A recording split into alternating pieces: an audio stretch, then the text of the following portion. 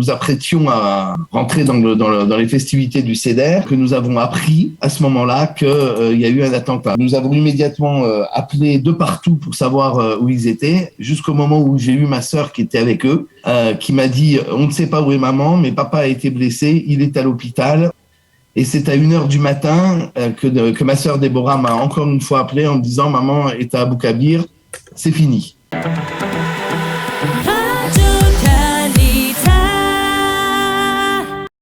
Bernard Zaoui, bonjour, Boker Tov. Boker Tov, bonjour. Merci d'être avec nous ce matin de Paris. Nous vous avons sollicité parce que, hier était le 20e anniversaire, terrible anniversaire de l'attentat à l'hôtel Park le soir du Seder de Pessah à Netanya. Personne en Israël, personne, on va dire, dans le monde juif n'a oublié cet attentat qui a profondément marqué les esprits. 30 victimes dans cet attentat, plus de 160 blessés le soir du Seder de Pessah en 2002.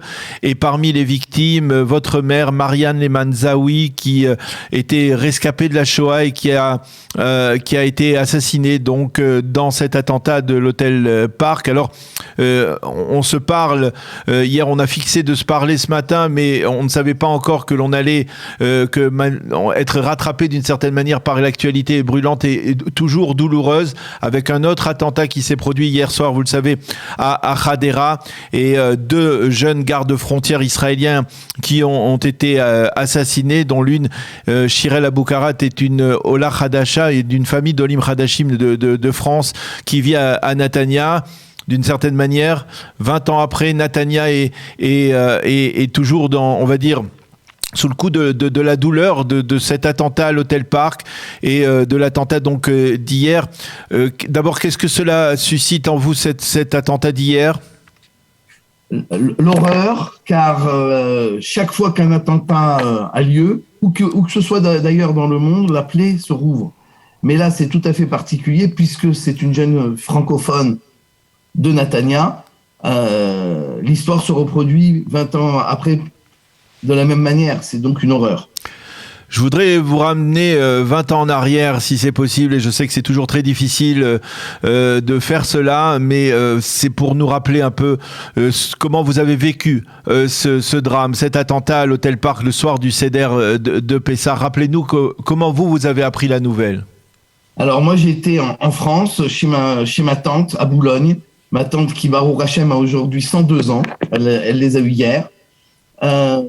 Et nous apprêtions à rentrer dans les festivités du Seder, alors que nous avons appris à ce moment-là qu'il y a eu un attentat. Je ne savais pas exactement dans quel hôtel étaient mes parents, et donc nous avons immédiatement appelé de partout pour savoir où ils étaient, jusqu'au moment où j'ai eu ma sœur qui était avec eux, qui a été blessée d'ailleurs dans cet attentat.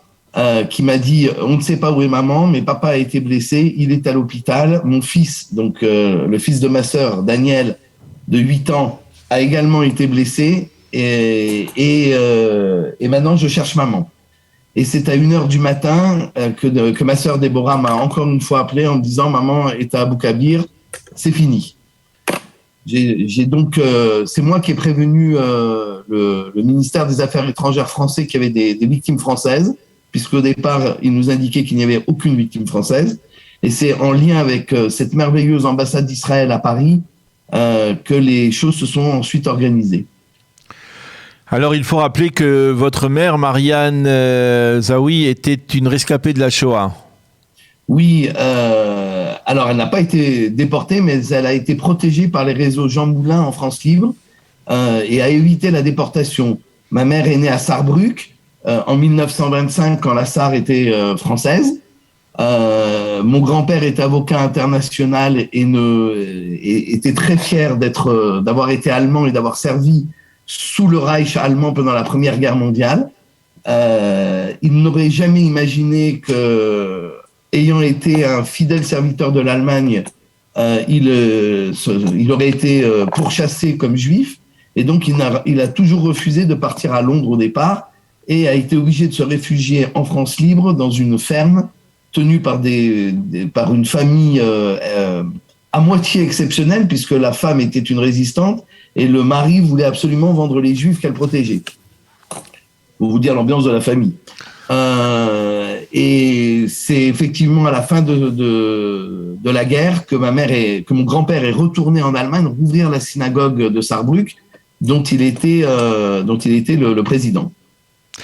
Alors, 20 ans après, bien entendu, je le disais tout à l'heure, ce drame, cet attentat de l'Hôtel Park a marqué les esprits et on peut dire que de par le fait qu'il était le soir, il s'est produit le soir du Seder, on peut dire que l'ensemble des Israéliens ont été marqués par ce drame qui, par la suite, a d'une certaine manière provoqué ou catalysé, on va dire, une réaction de la part de l'État d'Israël, puisque c'est à la suite de cet attentat, mais aussi à la suite de ce mois de mars 2002 qui a été le mois de mars le plus sanglant de l'histoire de l'État d'Israël, avec plus de 120 victimes d'attentats terroristes, que l'armée israélienne a reconquis les grandes villes palestiniennes qui avaient été évacuées au moment des accords d'Oslo II.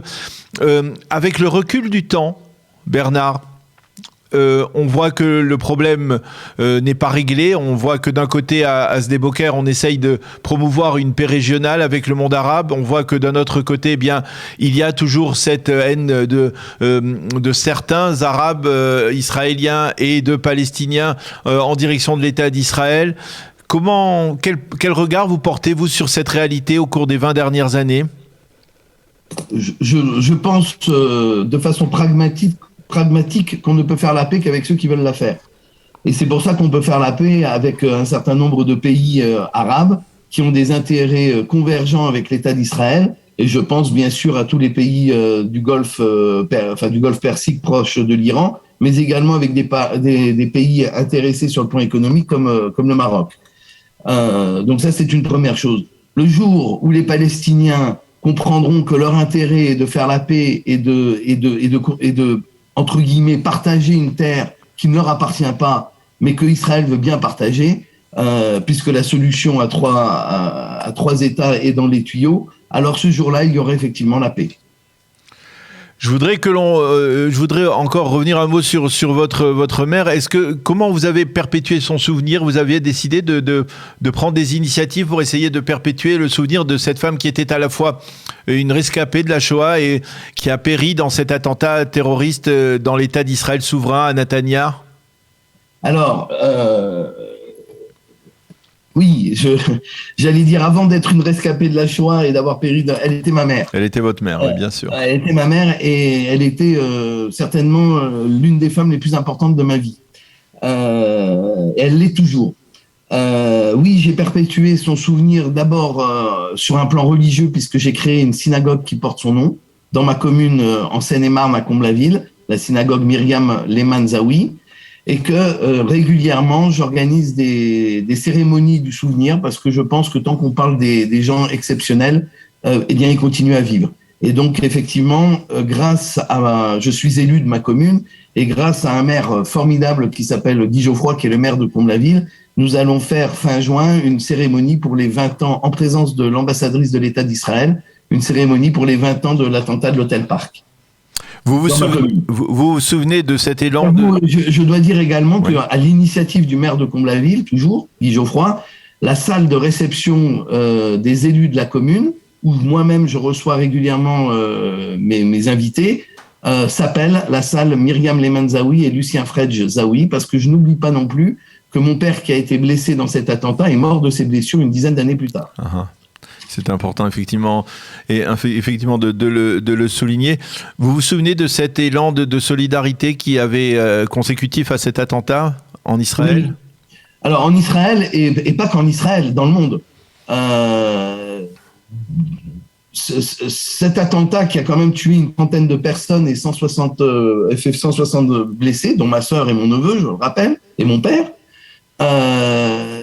a provoqué l'émotion de toute la communauté juive, mais pas seulement. Et elle a permis en particulier l'opération militaire israélienne, qui a permis de retrouver des documents affirmant que Yasser Arafat avait financé une partie des attentats de cette seconde intifada. Et donc ça, vous voulez dire que ça a permis de mobiliser, de pointer un doigt accusateur en direction d'Arafat, de l'autorité palestinienne de l'époque? Oui, tout à fait. Même si la réelle politique a empêché que les choses aillent bien loin, on a quand même déposé un certain nombre de plaintes. J'oublie pas que mon ami François Imray, qui était alors député européen et qui est aujourd'hui président de l'Association française des victimes du terrorisme, était à l'initiative d'une plainte, qui est avocat, était à l'initiative d'une plainte contre la Commission européenne qui finançait sans regarder l'usage l'autorité palestinienne à destination de ses livres scolaires qui en fait servaient à armer des terroristes. Alors, je vois que depuis le début de cet entretien, vous tenez dans votre main le drapeau ukrainien. C'est une marque de solidarité aussi envers un peuple qui aujourd'hui est dans la douleur, dans la difficulté. Oui, et puis c'est une histoire qui nous rappelle ce qu'a vécu l'Europe durant la Seconde Guerre mondiale, l'exode, l'exil, la mort des civils assassinés. Oui, c'est un combat que je fais mien au sein de ma commune également, puisque encore une fois, sous l'initiative du maire de Comble-la-Ville, président de l'Union des maires de Seine-et-Marne, nous avons voté une subvention de 10 000 € à la protection civile française à destination des réfugiés ukrainiens. Oui, nous avons ouvert des logements de la municipalité à des familles ukrainiennes et pour ne pas faire de discrimination également à des familles russes chassées de Russie parce que sympathisants de l'Ukraine. Et nous avons une trentaine de familles qui ont accepté, dont la mienne, qui ont accepté de recevoir, si besoin, des réfugiés ukrainiens. Eh bien, Bernard Zaouy, merci beaucoup d'avoir accepté de témoigner ce matin sur Radio Kalita. Donc, presque jour pour jour, 20 ans après l'attentat contre l'hôtel Parc qui a coûté la vie à votre maman Marianne Lehman Zaouy et qui a blessé plusieurs membres donc de votre famille, 30 tués au cours de cet attentat terroriste qui avait marqué les esprits en Israël et à travers le monde juif, comme vous venez de le dire. Merci beaucoup d'avoir accepté de témoigner ce matin en cette matinée également difficile ici en Israël. Merci, bonne journée, à bientôt. Merci Daniel, et je voudrais exprimer toute ma solidarité avec Myriam Feyerberg, la mairesse de Netanya, et le peuple de Netanya suite à ce terrible attentat d'hier soir. Merci encore et à bientôt.